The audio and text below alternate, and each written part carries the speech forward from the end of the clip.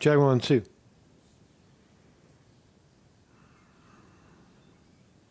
Hey.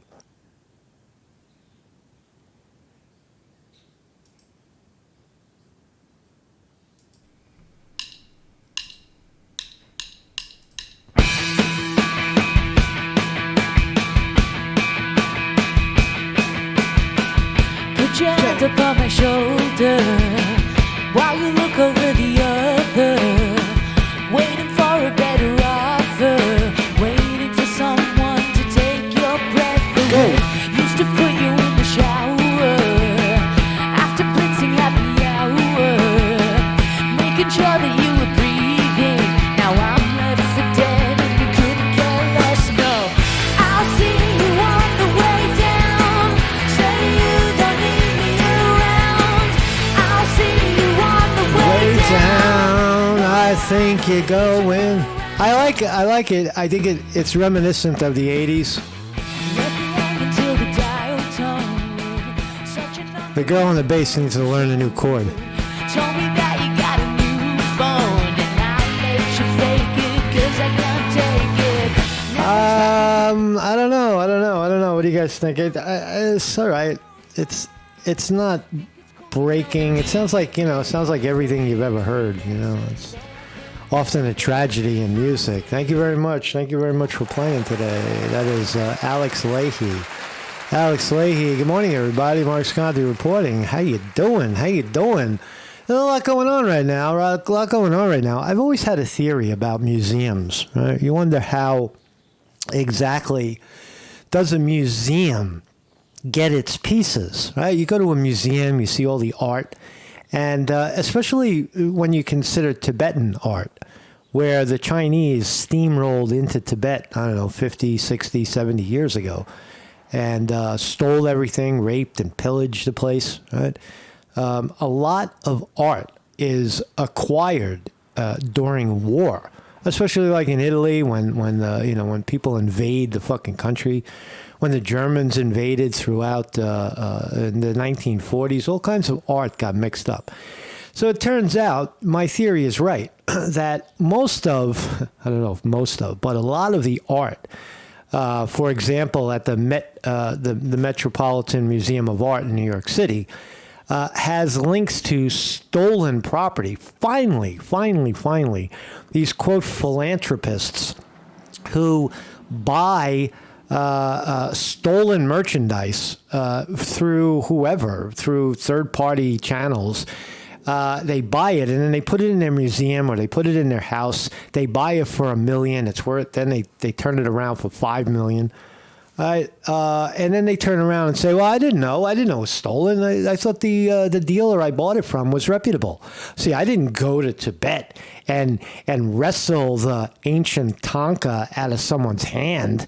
Of course not. Somebody else did it for you. Somebody stole the art out of the sanctuary, and then you bought it and put it in your museum and call it art. No, it's fucking stolen religious artifacts." So there is a breaking story. The Met Museum, one of the trustees, has been busted for trafficking in stolen art. Although there'll probably be no criminal charges. But it does shine light on the fact that most of the fucking art that we view, right, has roots in deep political corruption. So also I got the TRANQ epidemic down in Philly. I haven't seen it firsthand, but I'm tempted to go there and walk the streets with my camera and talk to some junkies. Fuck it, I'll put on my junkie suit. I'll do the junkie swag down the street. Oh, what's up, man? Yo, man, what's going on, man? Yo, this shit is dope, man. And walk down the street and try to get some footage of the TRANQ epidemic down there in Philadelphia. What else is going on? Oh, the fascinating clip that our friend Shaquem Lincoln, I think that's his name, the videographer in New York, he got a Hasid. Some of the Hasids were talking about Israel, the occupation of Israel, and even the Hasidic Jews realized that the occupation of Israel is illegal and bad for Jew, bad for Palestine, bad for everybody. So look at that. Also, the meme stocks, TLRY. I gave you on this program, I gave you Rivian at $14 a share. It went to 25 and it's holding. I say it's going to 50, 75, maybe 100. Tesla is going to report earnings today, and I believe it's going to be a blowout. I believe it's going to be better than expected. And Rivian is also in the electric vehicle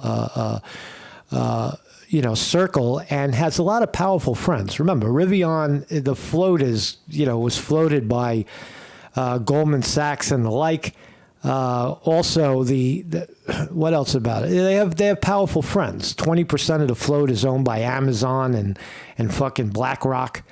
There's still a lot of short interest here, but you saw it pop from 14 up to 25. So I think it's going to go. I think Rivian goes a lot higher. In terms of the cannabis meme, TLRY, I think it's still going higher. We're holding right here. I think I got the bottom at 166, $1.66 a share. I think that's it for the bottom. We're going up here. Earnings on Wednesday. If they could report just a little bit better than the fucking loss that they've been losing, I think that TLRY will pop up into the $2-3 range. And continue to go as the cannabis industry settles and figures itself out. A lot of arguments in the legal cannabis industry is that they're getting blown out by the black market. Well, you've got to fix the laws surrounding that. The laws are creating the environment for what is known as illegal, the black market. You could, if you deregulated and or allowed the cannabis industry to access the banking, banking, for example, through the Safe Banking Act, you would take the violence out of it. You would take the need to deal in cash. So I think that those problems will be fixed, especially for a leader like TLRY, number one dealer in Canada. I can't see how they don't profit going forward. So load the boat. I think under a dollar. It's under $2, right? If it goes to 20, you're fucking done, man. Right? And that's all we got. So that's pretty much what I got today. So that's my thumbnail today. There she is. Her name is Shelby White. And she's 84 years old. She's crying. Oh, I didn't know the art was stolen. No. You know the art is stolen because you're a very savvy philanthropist. You know what the fuck you're doing. Stop lying, old lady. Oh, I bought it through a third party. I don't know. It's like they play the Hillary Clinton role when they get caught. Like, I didn't know. Oh, you mean somebody stole it? Really? Is that where art comes from? Is it, they didn't just give it up and sell it for profit? No, they were fucking terrorized and the shit was stolen from them most of the time. So that's my thumbnail. Mark Scott reporting. Morning, everybody in the chat. Everybody's here. Welcome. TJ in the house. TJ on the other side of the river over there in England. Philly Camden, just above Philadelphia. Maybe he saw the TRANQ zombies down there in Philly. If you do, Philly Camden, if you got a camera, go out there and take some shots of the TRANQ zombies. I'd love to see it and play it on the show, because I'm looking for TRANQ zombies. Vinny D. Martini in the house. Weevil Girl is here on the wrench as well. Chris Milk. Dave Brown, everybody else, the people lurking, a lot of lurkers, a lot of the Reddit crowd coming aboard, cursing me out, motherfucker, you don't know what you're talking about with the stock market. Have you made $10 million yet? If you haven't, shut the fuck up. Jerk-offs. There's a lot of jerk-offs in the... you think there's jerk-offs on YouTube? The level of jerk-offs that trade the market are even higher. They're fucking all pissed off. Pissed off jerk-offs, but it's going up, man. I know what I'm looking at. Look, I had Rivian. I gave you Rivian at 14 and went to 26. All right, what are you waiting for? Take it now. It's going to 50, 70, 100.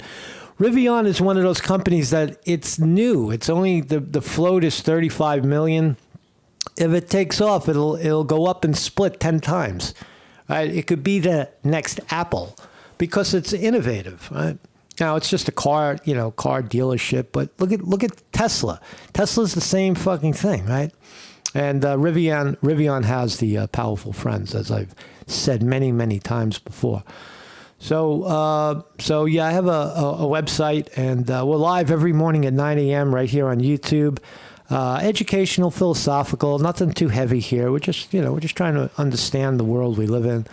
And you can watch the reruns on Rumble, Odyssey, BitChute, Facebook, Twitter, Getter, Truth Social, everywhere. We're everywhere. Let's start here. So, shocking footage of zombie TRANQ addicts seen swaying on the Philadelphia streets. Let's watch a TRANQ addict. Oh, lots of needles. But where's the TRANQ? Where's the? Oh, here they are. Watch it. Watch the zombies, man. Love the fucking zombies. Zombie. Oops. I'm sorry. Here we go. Zombies. Zombie. I feel like playing the Cranberry song, Zombie. Zombie. Look at the zombies, man. They never hit the ground. That's a fascinating video right there. Look at these guys. They're fucking zombies, man. This is what's going on. This is what's going on in Philadelphia. 1 million views. Everybody wants to see the zombies.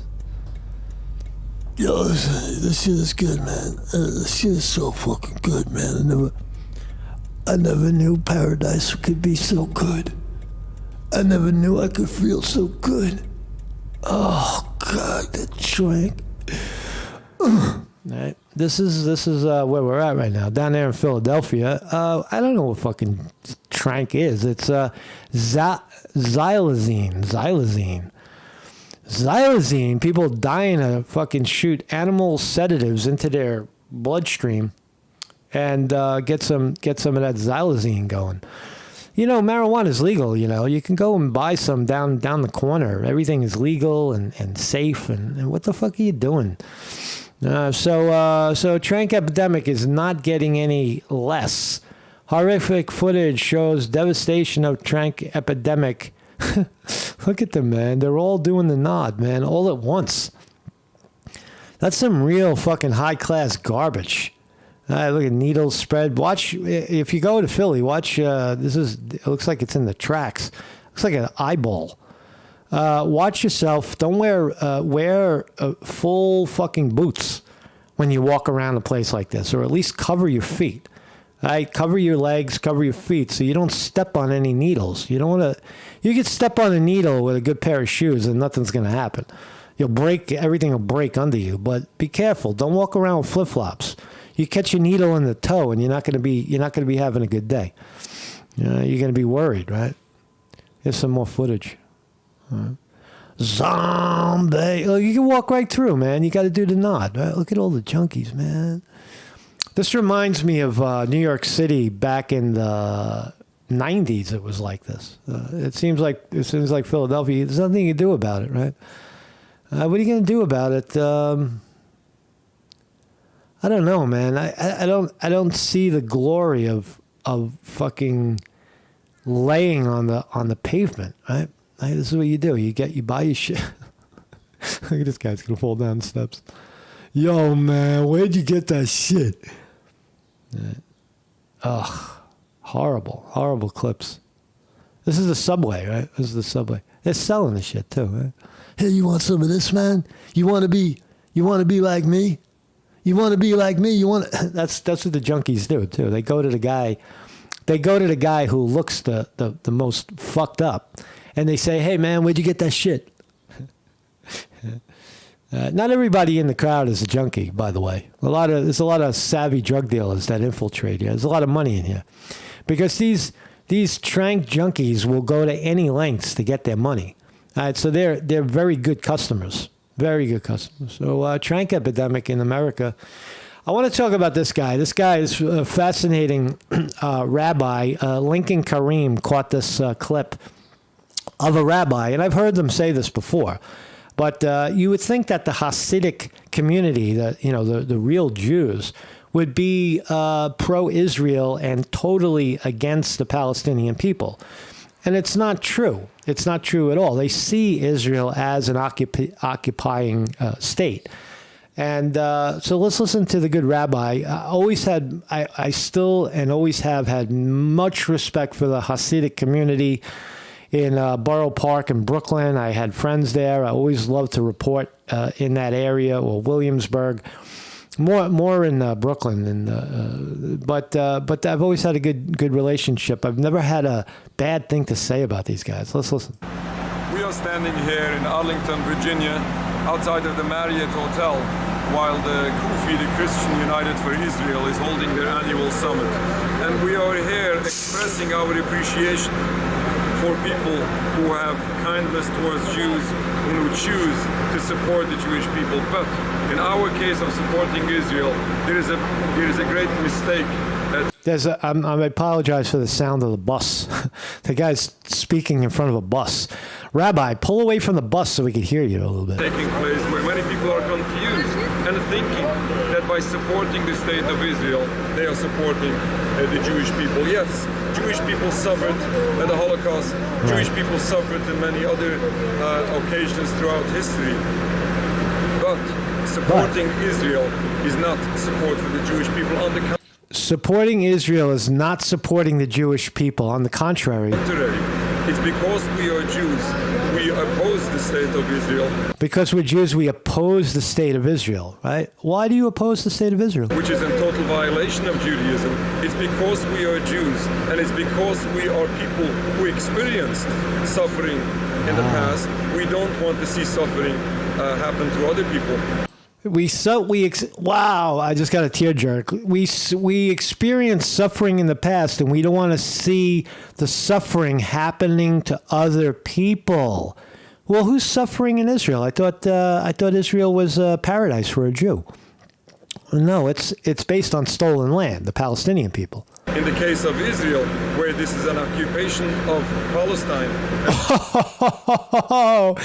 The good rabbi just called Israel an occupation of Palestine. Oh my God! Thank you, Habib. Oppression of an indigenous people that lived in Palestine. An oppression of indigenous people that lived in Palestine. What do you know?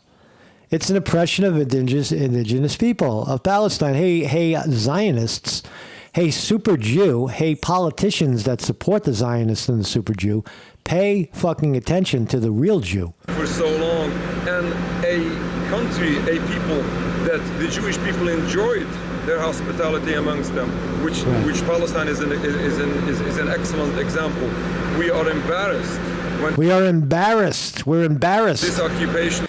I'm telling you, this is not a new message from the Hasidic community.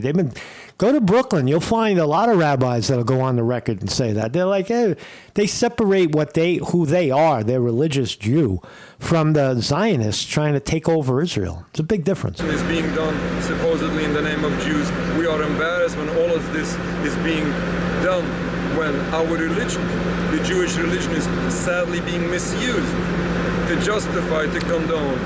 They're using the Jewish religion. Oh my God. Are people paying attention to this guy?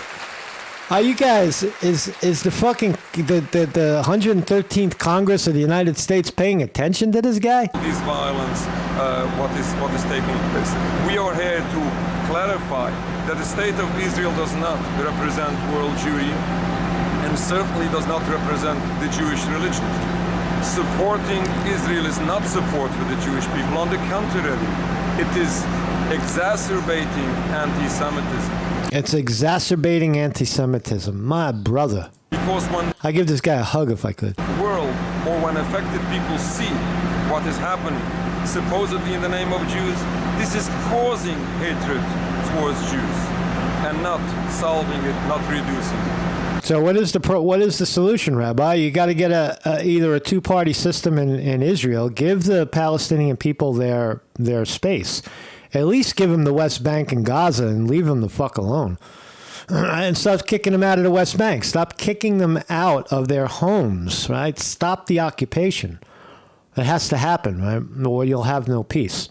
Because you got Hasidic Jews, you got Jews from all over the world coming to Israel, going to Israel, and kicking Palestinian people out of their homes. They've been there fucking 4,000 years. Who are you? Oh, Israel, it's our home. It's the Jew. It was promised to the Jew from Allah or whatever. We plead to people of kindness, please stand up and oppose the state of Israel. Do not support it. Thank you very much, Rabbi. Thank you so much, Rabbi. What a brilliant piece. I think there's more to it. But yeah, I mean, this is the long argument that the occupation of, in a nutshell, the Israeli people occupy Palestine. That was Palestine before the war of 1942, the World War, where all the Jews said, "Oh, let's go back to Israel and take it." It wasn't yours to take. It wasn't yours to take. Just like the art that those rich mother effers take and sell in their museums or put on display in their museums and then sell them at Shelby's and Sotheby's and the rest of them. It's not yours to sell and or take. With the help of the Almighty, we have come here to Arlington, Virginia, because there is a gathering of Goofy Christians United for Israel. He called them goofy Christians United for Israel. They have an agenda there. The fucking agenda is they think that the Jews are going to be more. Here's the Christian argument, right? That somehow, of course, Jesus was born in Israel. Right? He was Israeli. He was an Israeli Jew, and the alleged church that Jesus was born in is in Bethlehem. Right, and they see the Christians in the middle of the country. Somewhere in their Bible, it says that that Israel is the promised land, and they think they're going to get a better deal with the Jew, as opposed to the Palestinian. Fucking get the Jew out of there, and the Palestinians will turn it into fucking Christian, great adventure. It'll be like Action Park for Christians and Jews, right?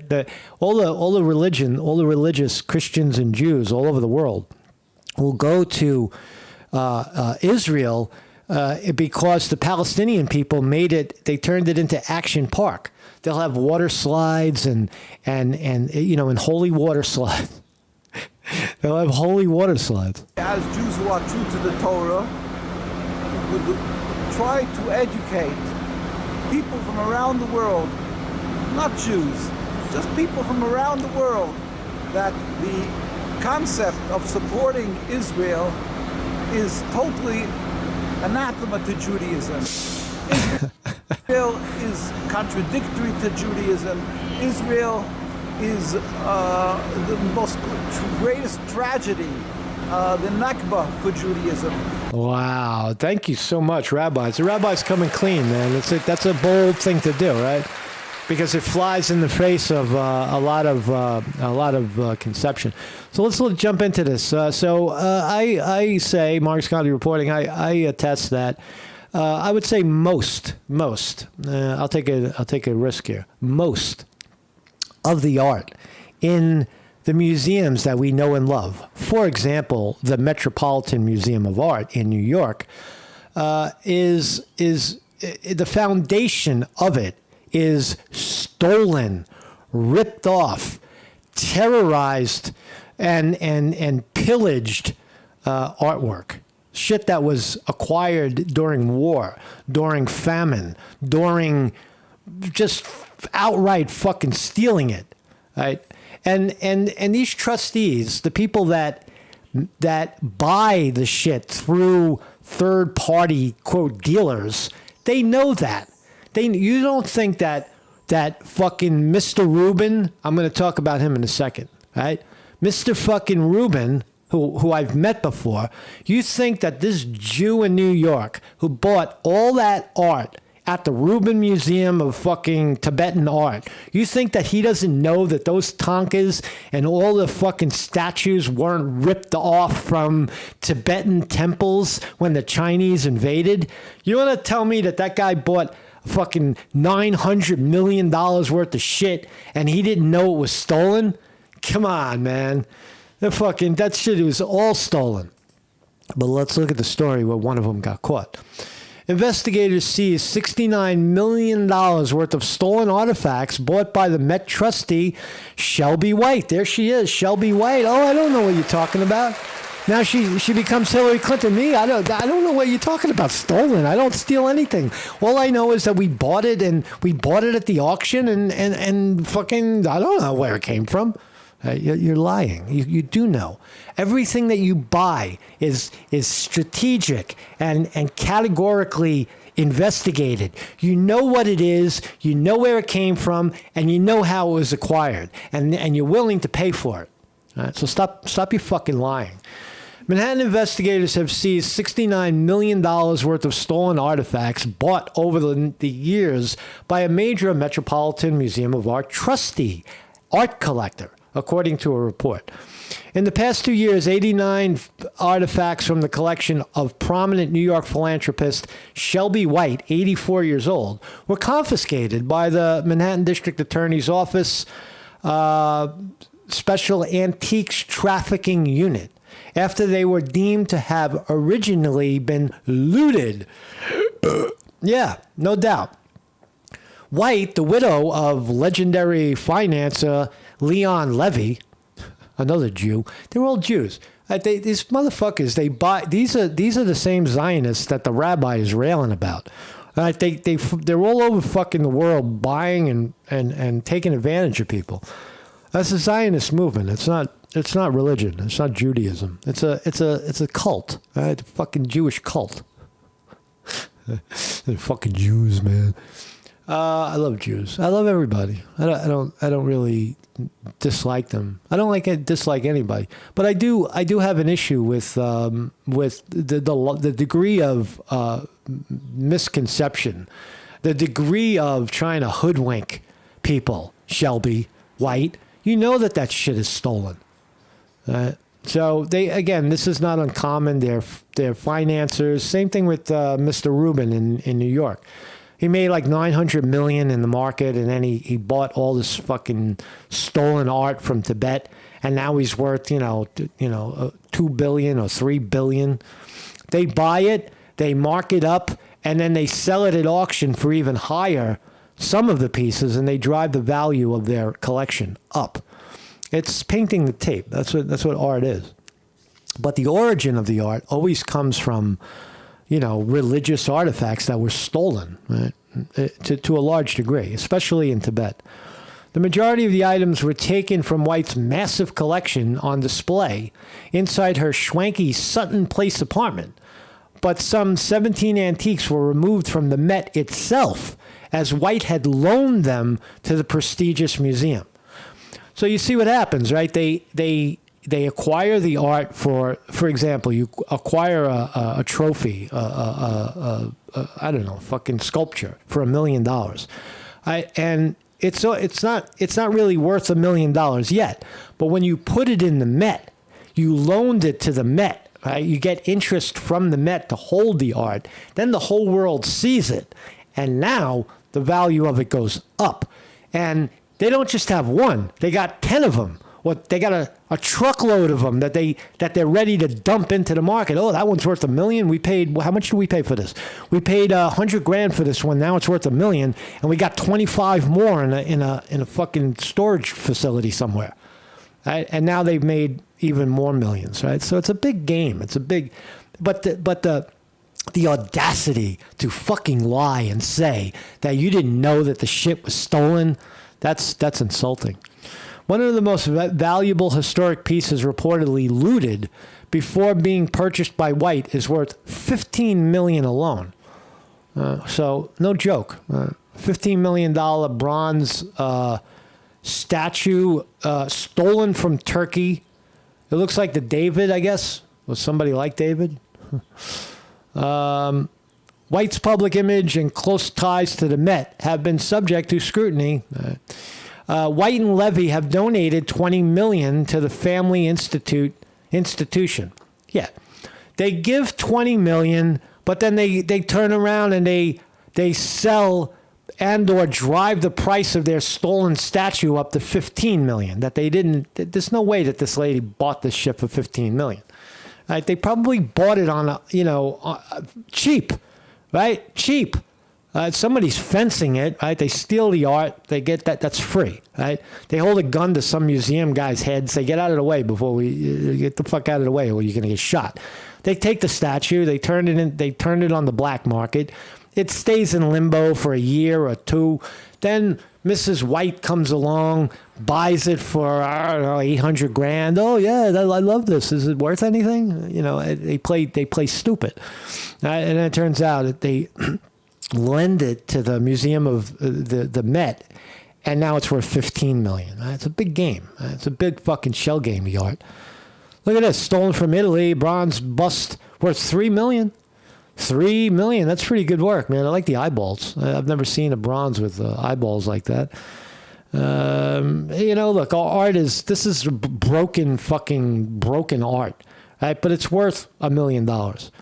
That's how art is. It's not necessarily what it looks like, or you know, is it something that would you want this thing in your house? Would you want a big fucking naked bronze David in your parlor? I wouldn't. I wouldn't like it. I like some of the modern art. I would definitely go with a painting of Picasso or Basquiat, but I don't like this shit, man. I would put a hat on this guy, right? Fucking maybe a pair of shades. This is all broken. I wouldn't. So there she is again, Shelby. So look, here's a Rubin, right? Let's have a look at the Rubin Museum of Art. It's in New York City. I have because of my studies in Shambhala Buddhism, I've seen a lot of these tankas firsthand. I know what they are. I know where they come from. Anybody involved in Tibetan Buddhism knows where these things come from and what they are. But look at how many he has. This guy's going to tell you that he didn't know that any of this shit was stolen from the temples. It's all fucking stolen art. Look at the years: 1790, 1805. Right? And it's all depictions of the Buddhas that surround the main Buddha, whatever it is. It's religious. It's as good as, biblical, Christian, whatever. But they're valuable. And that is the point we're talking about. All of these tankas are fucking stolen, right? If the Chinese didn't invade Tibet, there would be no market, Mr. Rubin. I don't like that guy. I have a reason why I don't like him, but I don't like him because of this right now. Because of this fucking brokering in stolen art. This is religious stuff. This is like, if you're a Christian, think about it like this. Like you go into, you go to Bethlehem and there's the fucking bust of Jesus, or the piece of wood from the crucifixion, or the nail that was sticking in his hand, or whatever they got over there, right? What kind of artifact, right? And some jerk-off steals it and then sells it to Miss fucking Shelby White in New York. And now it's sacred, and the nail is worth $8 million because it was nailed into Jesus' hand. That's a crude example, but that's what we're dealing with right here. Tankas are religious artifacts where gurus and people would meditate on these images, trying to level themselves. But look at how many hundreds of stolen tankas Mr. Rubin is dealing in. What else? Look at some of the sculptures. Look, these are things that you see in the temples of Tibet before the Chinese invaded. It's Avalokitesvara, right? Shiva himself. Bodhisattva Maitreya, right? These are all the Lama teachers. Buddha Sakyamuni, right? 15th century, all stolen, right? They were created for religious institutions. And what about MoMA? What about MoMA? 25 galleries. How many galleries we got? What about this art too? How much of this art? I think there's less of the theft here, maybe. But I don't know. How exactly did someone get this Henri Matisse painting? And how are these paintings really acquired? again, the Modern Art, Museum of Modern Art doesn't really go back that far. But sometimes you don't have to go back that far. Right? Isn't Tibet, I mean, Tibet was a modern steal. That all happened in the 1950s and 60s when the Tibetan people had to run over the fucking mountains to get away from the dirty Chinese trying to attack them. So that's what I wanted to say about it. These people know when you see these brokers and you see these shady ass people, there'll be no sentencing. She's gonna just again plays Hillary Clinton. I don't know what it's stolen. Honey, did you hear that the tanka we got from Tibet was stolen? They're just so fucking naive. They think everybody's stupid. That's why they got so many millions of dollars. They just play stupid. I don't know. I didn't do it. I didn't steal anything. All I did was buy. I bought it. Go after the guy who sold it to me. I didn't know. So anyway, let's click the markets. We're open. Bing. Goldman Sachs' profits plunged 58% in the second quarter, but so what? What about the third quarter, jerky? So we're green. Look, oh my God, look, we're green. Holy smokes. We are green. We are green and we are cruising. We're cruising right now. Look at that. The S&P 500 up another 20. Dow Jones Industrial Average crossing the 35,000 threshold. Dow Jones Industrial Average up 139 to 35,091 above. That's the first time I hope it closes there. That's big right there. That the Dow Jones has now crossed over 35,000. The NASDAQ is up again, another half a percentage point, up 57 points to 14.4. I think it's going to 16, maybe 17,000. It's going up. And the meme stocks, look, there you go, Tilray, up a penny and a half. That's a lot. Up a full percentage point right now this morning. You better get that shit before it pops to fucking $3. All right, earnings on Wednesday. Let's see, Tilray, come on, man. Yo, CEO for Tilray, why don't you get busy and start putting together some paperwork that says you're making a profit? Huh? You're dealing in a shady fucking cash business right now. You might as well, just fucking say you got making tons of money. And your stock will go up, and then everybody will make money.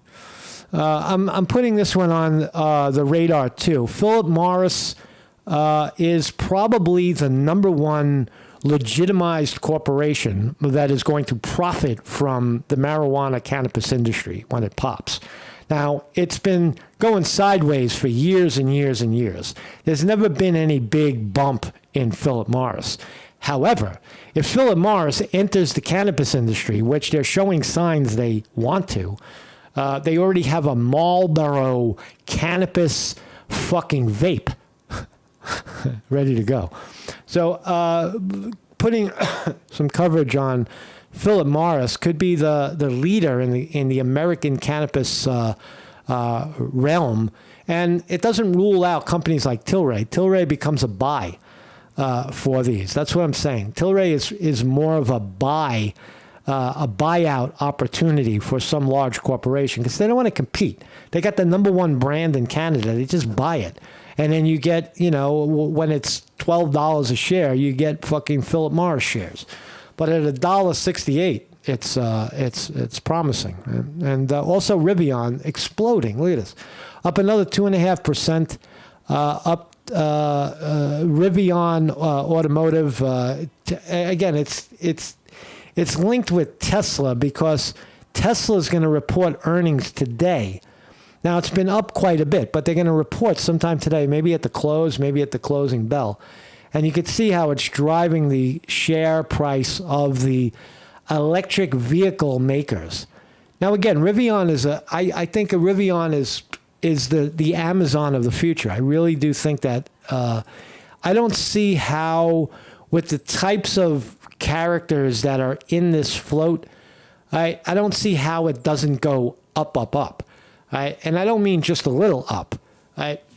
Rivian can at this level can go to 500 and then split and go to 1,000 and split again. Right? It can continue to go up because there's really no competition.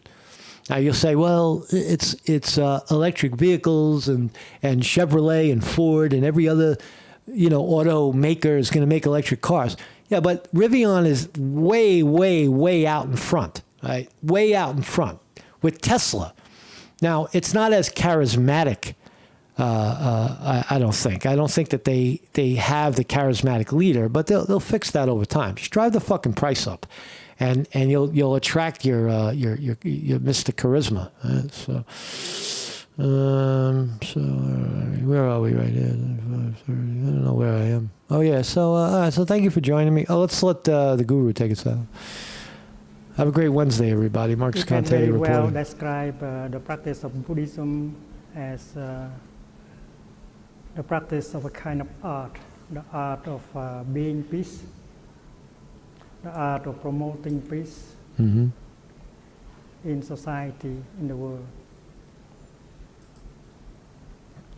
And as Buddhists, as the continuation of Lord Buddha, all of us should learn that art, how to be peace and how to promote peace in our family, in our community, in our society.